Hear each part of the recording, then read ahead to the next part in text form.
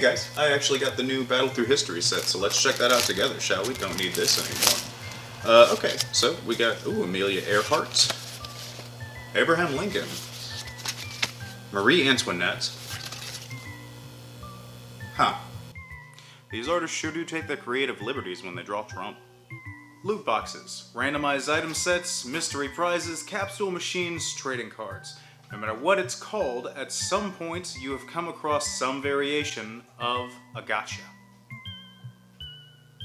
Most people associate gacha machines and toys with Japan, but the origin of these things actually comes from the good old US of A.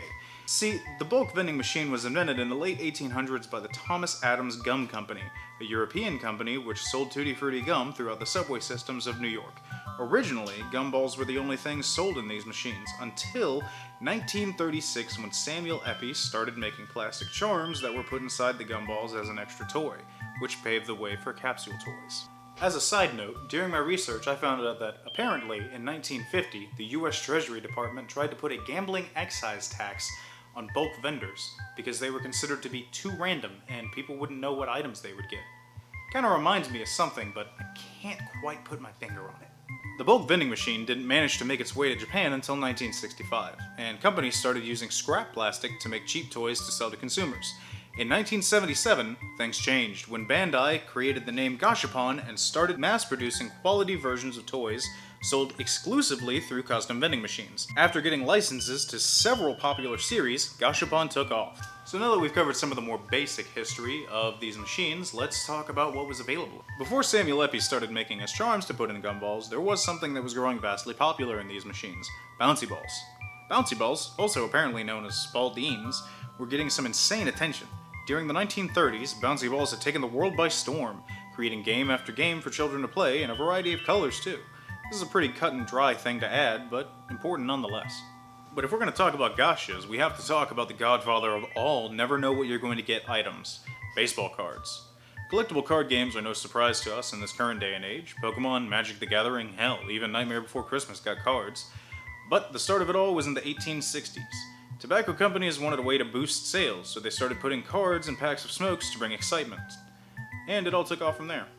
After a lot of negativity surrounding smoking, the card businesses started putting the packs of cards in bubblegum in the 1930s, as a way to be a bit more family friendly. However, in the 1980s it became its own product. A pack of baseball cards was the most popular thing you could have, and they became associated with every household.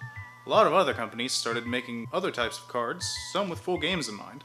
I myself actually have a set of Series 3 Coca-Cola trading cards. They're not particularly worth very much, but I find them interesting. You can usually pick these up on eBay for anywhere between $15 and $100. Let's talk about some more recent gachas. You got it! Blind box items take many different forms, but gachas themselves are absolutely fascinating.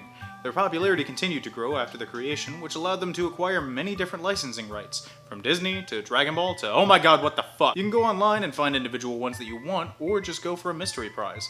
I myself am an avid fan of certain mystery box collectible items. I have a decent Moj collection, a few cute but deadly Blizzard figurines, and more than a few trading card collections. There are plenty of mystery box items available for sale in just about any store you go to nowadays. But so far all of these have been physical things, something you can walk into a store and pick up. We have yet to talk about the big topic on everyone's mind lately: gacha games. Gacha games are any video game with a randomized loot mechanic that can be paid for. The list is staggering. Overwatch, Paragon, PUBG, Rocket League, Hearthstone, Raid Shadow Legends. If it's made by a AAA developer or on a phone, you can bet there's microtransactions in them. Inherently, I don't have a problem with the idea of loot boxes. They're randomized items, almost always cosmetic, and usually something you work up to. I feel like Heroes of the Storm does it right. You can't buy any loot boxes in the game whatsoever, not with real cash at least.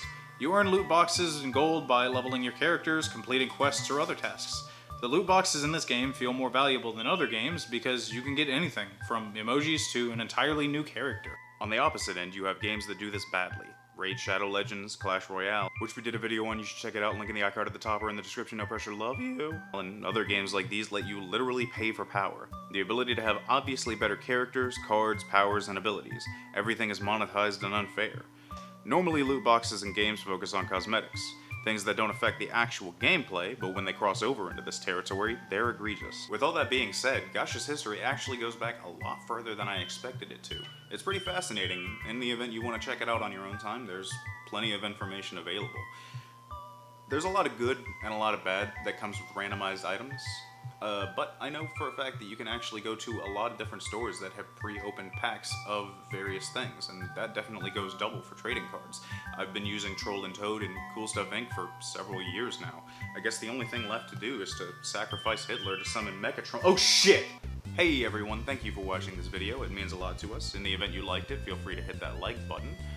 This is a little bit different from the kind of stuff that we've normally been doing. This took us quite some time to do everything from research to scripting to shooting the actual thing itself.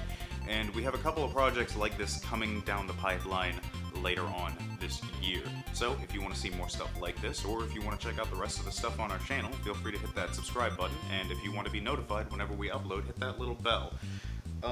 Another thing to mention is that we will be sending out these cards that we have printed off multiple of, so in the event that you want one of them, just leave a comment down below and we will be picking a few people to send these out to through the mail. The last piece of information is that these were actually designed by @username PinkyToe on Instagram. Somewhere on the screen we'll have a link to her page. So give her some love, send a follow her way, because she's actually pretty talented and we're really lucky to have been able to work with her. So thank you again for all of your attention on this video, and we will see you next time.